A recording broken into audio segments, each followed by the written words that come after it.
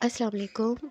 Anger mean गुस्सा। गुस्सा एक नेचुरल ह्यूमन इमोशन है और कुछ लोगों को बहुत मामूली किस्म का गुस्सा आता है, कुछ को मामूली सी बातों पर गुस्सा आ जाता है और कुछ लोगों को इस जगह पे इस सिचुएशन में भी गुस्सा आ जाता है जहाँ पे गुस्सा करने की कोई ज़रूरत नहीं होती।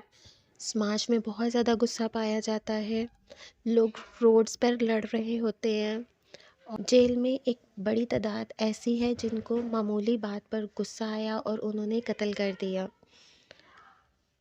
एंटी सोशल पर्सनालिटी में गुस्सा पाया जाता है। अनप्रडिक्टेबल सिचुएशन या इन्वायरमेंट में गुस्से का तनासुब बढ़ जाता है।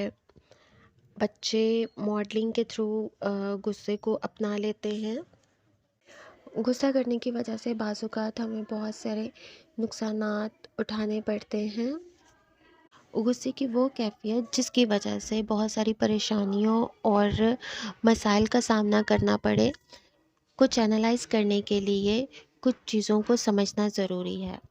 जिनमें सबसे पहले तो ये बात है कि हमारे इस्लाम में भी गुस्से पर काबू पाने के लिए कहा गया है। एंगर या गुस्सा एक बहुत बड़ा इमोशन और स्टिमुलेशन है। ये नेगेटिव और पॉजिटिव दोनों हो सकते हैं। इसको पॉजिटिव करने के लिए आपको रैशनल होना पड़ता है, मतलब अपनी सोच विचार का आंसर इसमें डालना पड़ता है। मिसाल लेते हैं, जैसे अगर किसी बच्चे को कहा जाता है कि तो आप तो है ही निकम्मे, आप तो कुछ क्लास में कर ही नहीं सकते हैं। उसे इस चीज़ का गुस्सा आया कि मुझे ये बात ऐसी कही गई है। उसका इफ़ेक्ट उसने ये लिया कि उसने उस गुस्से में आके दिन रात मेहनत करनी शुरू कर दी और अच्छे ग्रेड्स ले लिए। ये था इसका पॉजिटिव इफ़ेक्ट। और अगर वो नेगेटिव इफ़ेक्ट लेता तो वो उस टाइम गुस्सा करता कि उसने मुझे ऐसे क्यों कहा है, मैं भी उसको 2-4 और सुनाऊँगा कि तुम क्या कर सकते हो। तो ये जो है गुस्सा अ, हमारे अपने इख्तियार में है, हम इसको चैनलाइज़ कर सकते हैं। इसके लिए हमें एक और भी चीज़ है जिसको समझना बहुत ज़रूरी है, उनमें से ये है कि हमारा लेफ़्ट और राइट ब्रेन जो है वो हमारी लॉजिक को और हमारी इमोशंस को कंट्रोल करता है। जो हमारा राइट ब्रेन है वो हमारे इमोशन को कंट्रोल करता है। जैसे ही हमें गुस्सा आता है और हमें पता चल रहा होता है कि अब हमें गुस्सा आ रहा है, तो हमें जो है वो फ़ौरन रिएक्शन नहीं देना। अगर हम फ़ौरन रिएक्शन देंगे तो वो हमारा राइट ब्रेन जो है वो वर्क उस टाइम कर रहा होता है, क्योंकि वो इमोशन का होता है और वो इमोशनली रिएक्ट करता है, जिसमें बहुत सारे नुकसानात उठाने पड़ते हैं। और हमारा जो लेफ़्ट ब्रेन है वो 2 टू 3 मिनट के बाद एक्टिव होता है। तो गुस्से के वक़्त आपको थोड़ी देर के लिए ठहर जाना चाहिए। जैसे कि हमारे इस्लाम में भी कहा है, अगर आप खड़े हैं तो बैठ जाएँ, अगर बैठे हैं तो खड़े हो जाएँ, जगह चेंज कर लें, पानी पी लें।